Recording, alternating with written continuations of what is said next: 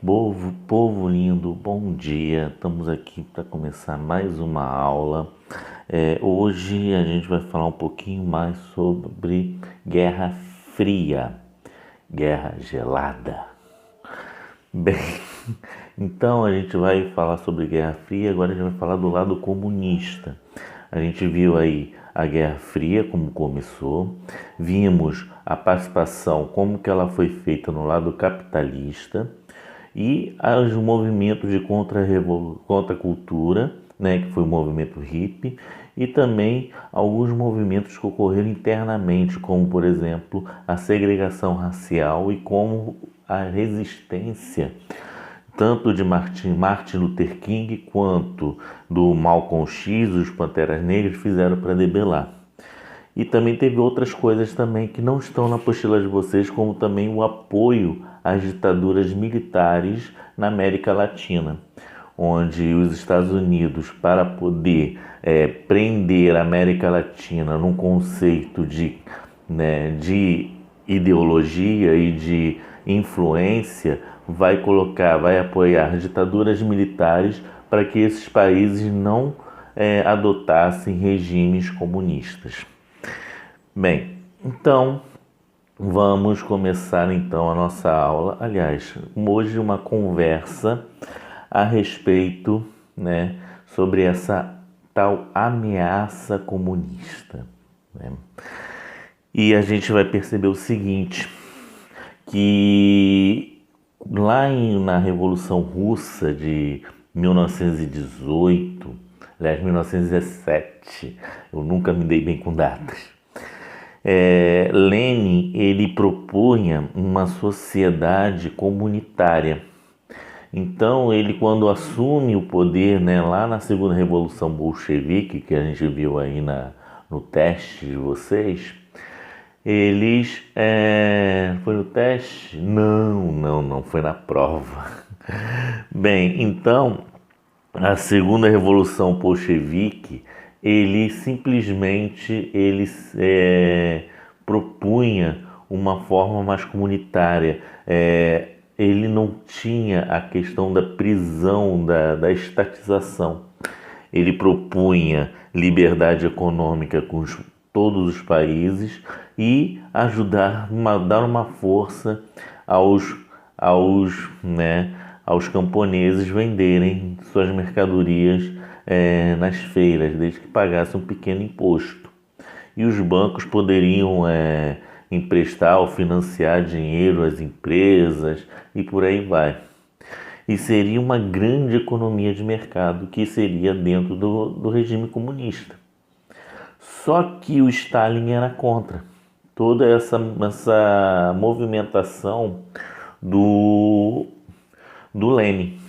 Então, quando o Lenin ele morre, ele vai simplesmente abrir com uma concorrência entre o Trotsky, que era mais ligado às ideias de Lenin, e Stalin, que tinha umas ideias próprias de governo.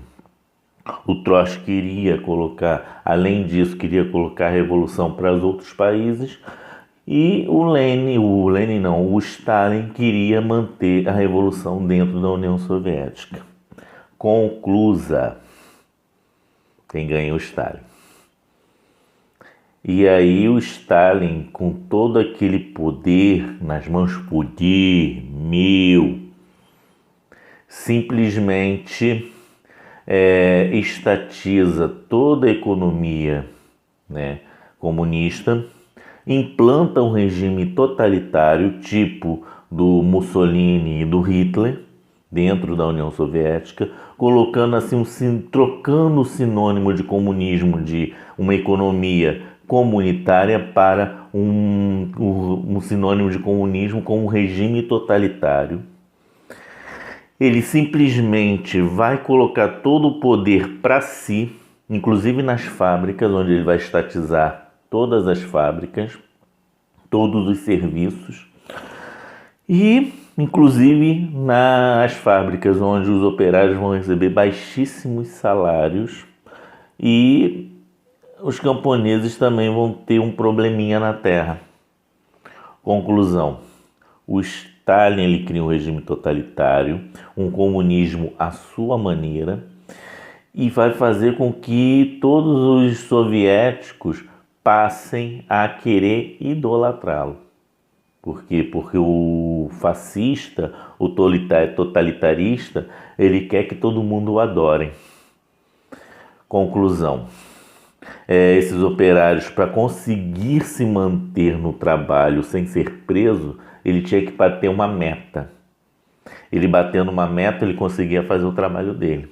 Se ele não batesse essa meta, ele iria ser considerado traidor da revolução e iria para campos de concentrações russos, onde ele ficaria preso por lá e, Deus sabe como ele ia sair de lá, vivo ou morto. Então esse era o regime stalinista.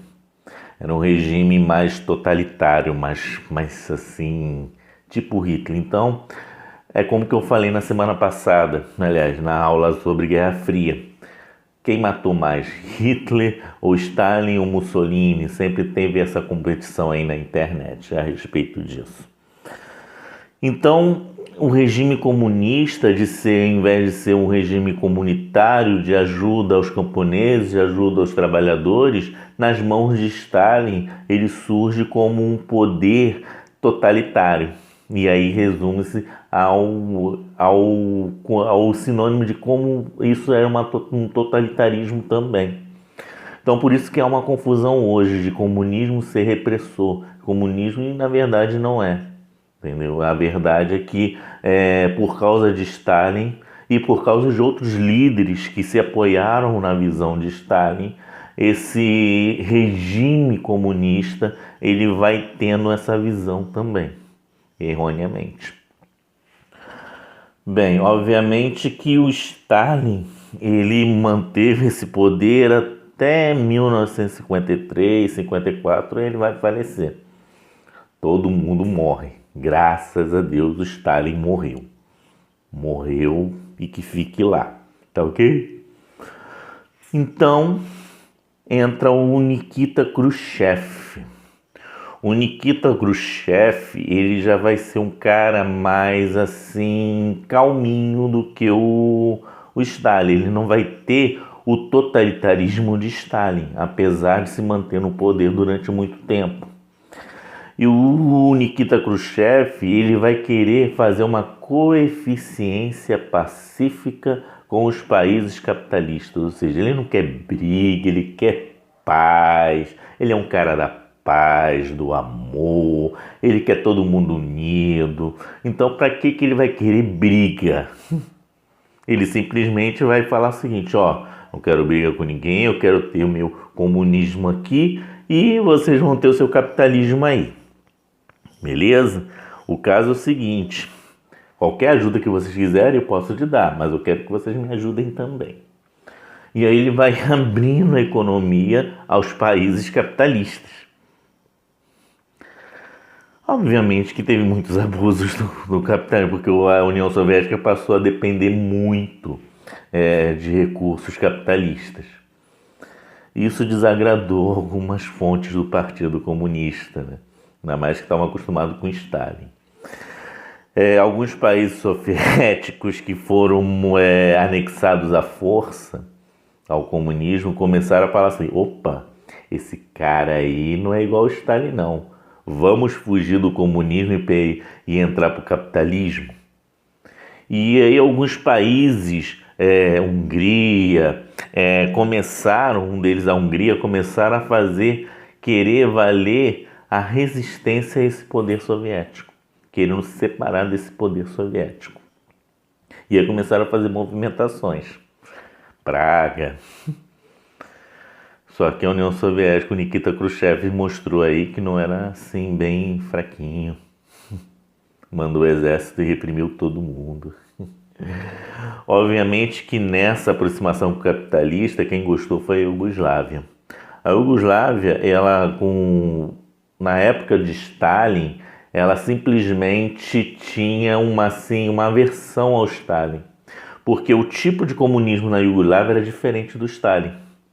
O Marechal Tito, que era o líder lá da Iugoslávia, ele simplesmente falou o seguinte, Eu não quero ser totalitarista, eu quero mercado aberto com todo mundo, eu sou comunista, mas se tiver que eu pedir ajuda ao capitalismo, eu vou pedir ajuda ao capitalismo e por aí vai.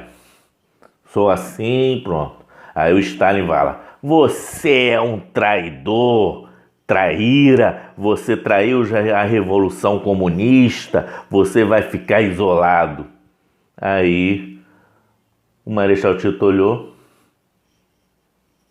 E aí, rapaz, beleza, beleza aí. Daria para prestar um dinheirinho aí, o capitalista? Bem, e aí ele foi, emprestou, começou a fazer um capitalismo, um comunismo na base dele, no qual o Nikita Khrushchev também tinha essa mesma ideia do Marechal Tito. E o Iugoslávia foi, nessa época, se aproxima da União Soviética. Outro país que não gostou dessa aproximação capitalista foi a China. A China estava assim entrando no comunismo e Mao Tse-tung não viu com bons olhos essa aproximação do capitalismo. Então eles foram e isolaram-se da União Soviética. A gente vai falar sobre a Revolução Chinesa.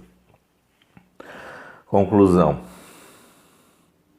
Uns se isolaram, outros quiseram fazer uma revolução dentro de seus países para poder colocar um comunismo, ou um comunismo na base de Lenin, ou para virar capitalista. Todos eles foram reprimidos, e reprimidos mesmo. A gente vai falar então na Hungria, onde eles quiseram ter voz política e quiseram ter mais participação política. E aí o primeiro-ministro fez ali umas reformazinhas de cala a boca, manifestação. Só que os caras, queriam mais. Conclusão, o Exército Vermelho foi lá, Nikita Khrushchev reprimiu todo mundo, botou todo mundo lá no Kacetovski e prendeu os líderes do movimento.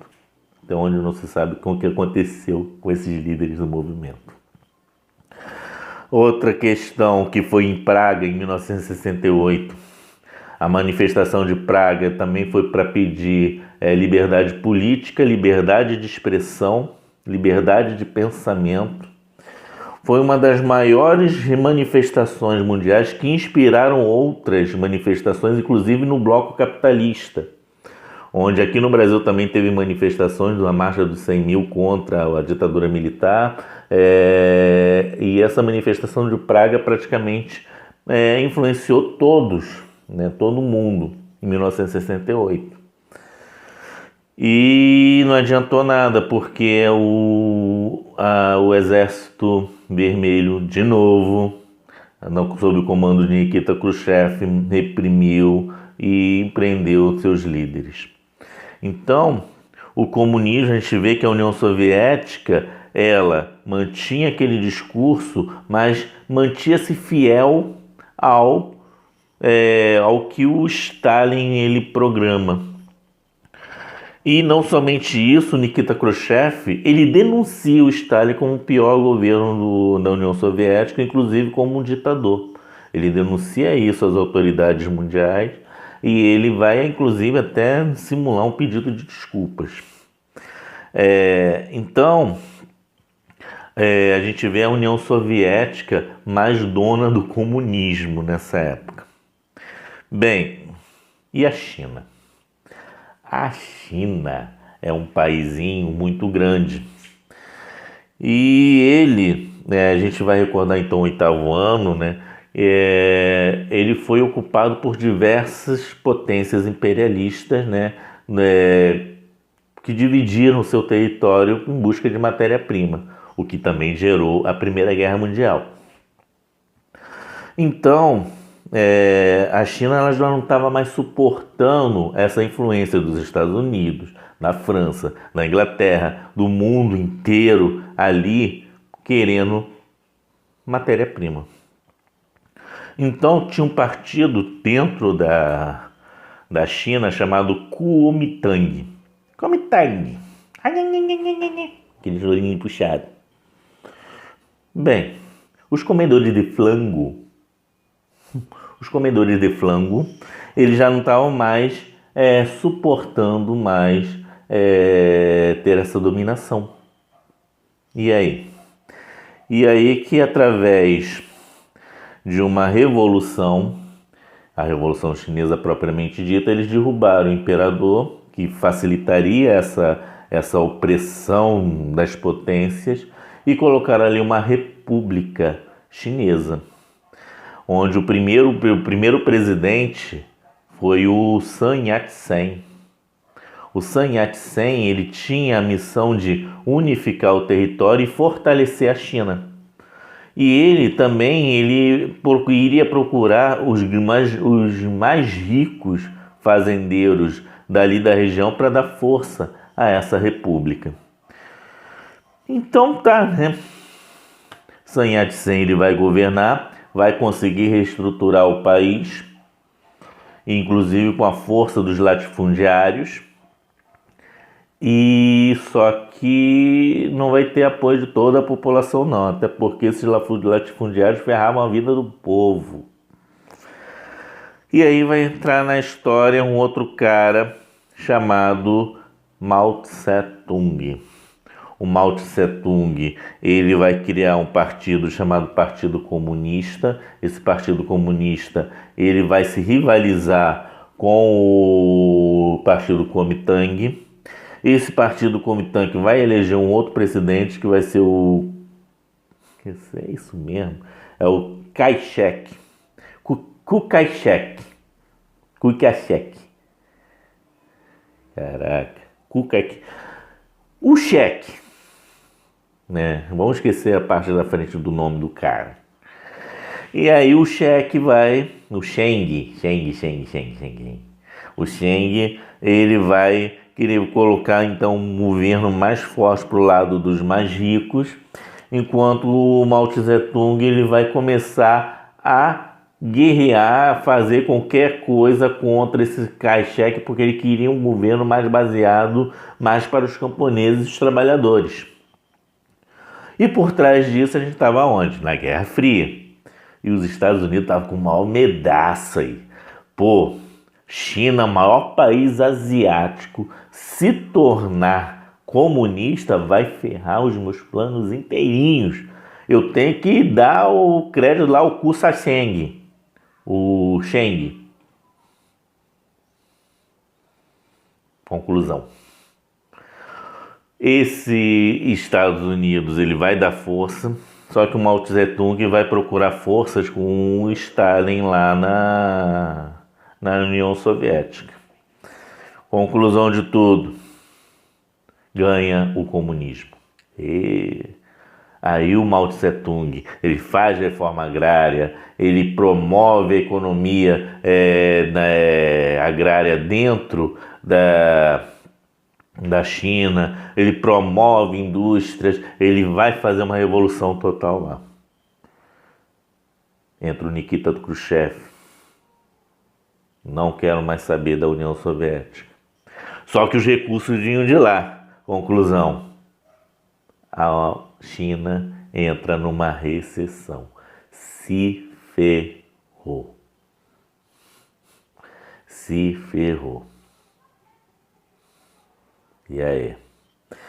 Entra fome, entra miséria, as pessoas começam a reclamar. O Mao Tse-tung é afastado do governo. E aí o Mao Tse-tung pensando da seguinte forma: não, eu não quero ser, eu vou começar a fazer uma revolução cultural aqui. E aí ele se reúne com os jovens, começa a debater o que seria uma cultura de burguesia, com uma cultura do proletariado. Na verdade, uma doutrinação ideológica. Essa é a verdade.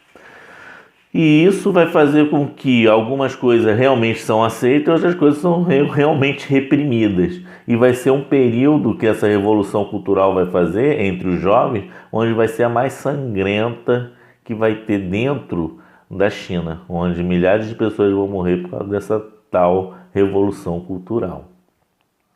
No final, Mao Tse-tung, ele permanece no poder, vai voltar ao poder, e aí a China ela fica comunista de vez, para alegria ou tristeza dos Estados Unidos da América, que vai começar a se preocupar com mais outro país dentro, né, do mundo que vai ser comunista. Já tem a União Soviética, que tem um território grande que é comunista, vai ter a China também.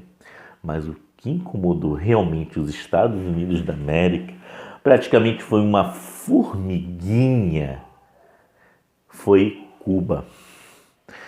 Cuba fica pertinho do território dos Estados Unidos. Vamos supor que Cuba seja Duque de Caxias, Estados Unidos do Rio de Janeiro. Pertinho. De barco, a ilha de Cuba para os Estados Unidos é apenas 1 hora. Agora imagina se Cuba vira comunista, perto dos Estados Unidos. Oh, que delícia! E aí o que acontece? Foi o que aconteceu. Cuba se torna socialista. Isso começou a querer ferrar com a vida dos Estados Unidos da América. Então, como é que aconteceu esse processo? Cuba foi um dos últimos países a se libertarem da Espanha. E, infelizmente, né, quem estava no processo de ajuda à independência cubana eram os Estados Unidos, até por interesses. Os Estados Unidos tinham uma maior plantação de algodão e tabaco, que era basicamente a base da economia dos Estados Unidos, do sul dos Estados Unidos, principalmente falando. E quando se liberta da Espanha, os Estados Unidos se mete dentro da Constituição de Cuba, onde toda a Constituição de Cuba permite a intromissão dos Estados Unidos. Ou seja, os Estados Unidos é dono indireto de Cuba. E aí colocava o presidente que quisesse ali. Então todos os interesses do governo cubano eram ligados aos interesses do governo norte-americano. E isso, quem se levava o fumo, literalmente, era a população. Então, isso foi gerando até que entrou no governo uns caras chamados Fulgêncio Batista, que liberou de vez para o americano. O norte-americano ia para Cuba jogar sem nenhum interesse, enriquecido. Os norte-americanos tinham mais direitos do que os próprios cubanos dentro do país. Conclusão: Fidel Castro, junto com seu irmão Raul Castro, e um carinha lá que era argentino, um médico argentino, né, começaram a idealizar uma revolução. Ou seja, Che Guevara, que era esse médico argentino, mais o Raul Castro e mais o Fidel Castro. E aí fizeram a primeira revolução. Não adiantou nada. O Fulgêncio Batista prendeu todo mundo e, com voz popular, libertou os líderes que foram se refugiar no México. Só que os caras vieram mais fortes. E a estratégia deles foi o seguinte: a gente não ataca direto a capital Havana. A gente vai primeiro na periferia, ou seja, nas grandes fazendas, onde a gente vai recrutar os camponeses e vamos fazer uma grande revolução, vendo de dentro para fora. Conclusão: a revolução se dá bem, Fidel Castro toma o poder junto com seu irmão e o Fulgêncio Batista vai embora, se ferra, vai, show. E aí o que acontece? Cuba vira socialista. Inúmeras tentativas fizeram os norte-americanos de tirar o comunismo de lá, de Cuba. Uma delas foi fazer uma revolução, né, na Baía dos Porcos,